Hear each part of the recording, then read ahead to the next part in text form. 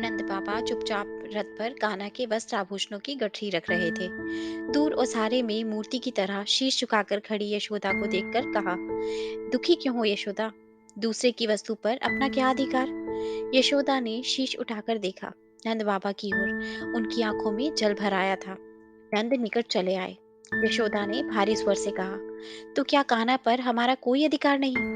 11 वर्षों तक हम असत्य से ही लिपट कर जीते रहे। नंद बाबा ने कहा, अधिकार क्यों नहीं? कन्हैया कहीं भी रहे, पर रहेगा तो हमारा ही लल्ला ना। पर उस पर हमसे ज्यादा देवकी और वासुदेव का अधिकार है, और उन्हें अभी कन्हैया की आवश्यकता भी है। यशोदा ने फिर कहा, तो क्या मेरी ममता का कोई मोल नहीं? नंद बाबा ने थके हुए स्वर में कहा, ममता का तो सचमुच कोई मोल नहीं होता यशोदा। पर देखो तो, कान्हा ने इन 11 वर्षों में हमें क्या नहीं दिया। उम्र के उत्तरार्ध में जब हमने संतान की आशा छोड़ दी थी, तब वो हमारे आंगन में आया। तुम्हें नहीं लगता कि इन 11 वर्षों में हमने जैसा सुखी जीवन जिया है, वैसा कभी भी नहीं जी सके थे? दूसरे की वस्तु से और कितनी आशा करती हो यशोदा? एक ना एक दिन तो वो अपनी वस्तु मांगेंगे ही ना। कान्हा को जाने दो यशोदा। यशोदा से अब खड़ा भी नहीं हुआ जा रहा था। वो धरती पर बैठ गई और बोली, आप मुझसे क्या त्यागने के लिए कह रहे हैं? ये आप नहीं समझ रहे। नंद बाबा की आंखें भी भीग गई थी। उन्होंने हारे हुए स्वर में कहा, तुम देवकी को क्या दे रही हो? ये मुझसे अधिक कौन समझ सकता है यशोदा?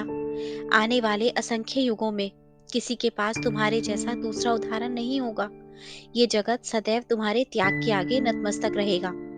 यशोदा आंचल से मुंह को ढककर घर में जाने लगी, तो नंद बाबा ने कहा, आप कन्हैया को भेज दो यशोदा, देर हो रही है। यशोदा ने आंचल को मुंह पर और तेजी से दबा लिया और अस्पष्ट स्वर में कहा, एक बार उसे खिला तो लेने दीजिए, अब तो जा रहा है, कौन जाने फिर। नंद चुप हो गए।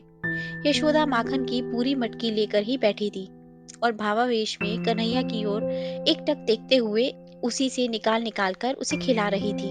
कन्हैया ने कहा, एक बात पूछे मैया? यशोदा ने जैसे आवेश में ही कहा, पूछो लला। तुम तो रोज मुझे माखन खाने पर डांटती थी मैया, फिर आज अपने ही हाथों से क्यों खिला रही हो? यशोदा ने उत्तर देना चाहा, पर मुंह से स्वर नहीं फूट सके। वो चुपचाप खिलाती रही। कान्हा ने पूछा, क्या सोच रही हो मैया? यशोदा ने अपने अश्रुओं को रोककर कहा, सोच रही हूँ कि तुम चले जाओगे तो मेरी गैया कौन चराएगा?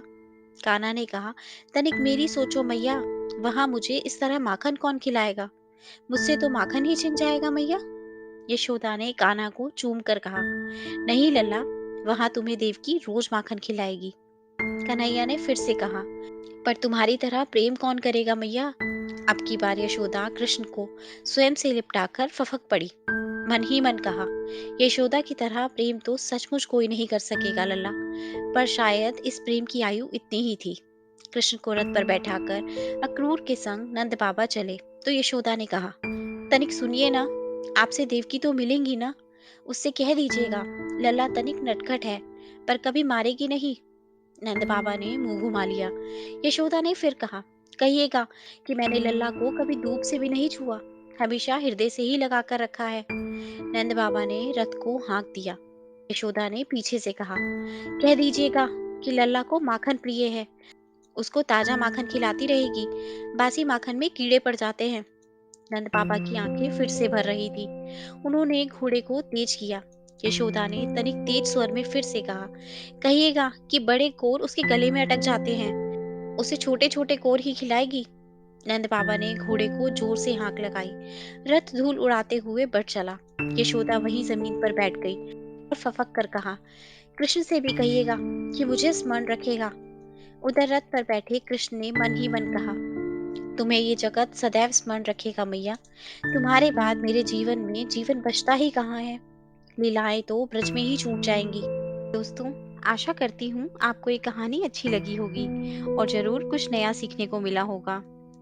आपका एक लाइक, शेयर और सब्सक्राइब हमें ऐसी ही और वीडियोस बनाने के लिए मोटिवेट करता है। इसलिए अगर अभी तक आपने हमारा चैनल सब्सक्राइब नहीं किया, तो प्लीज़ आप हमारे चैनल को सब्सक्राइब करें। आपसे कल फिर मुलाकात होगी एक नई कहानी के साथ। धन्यवाद।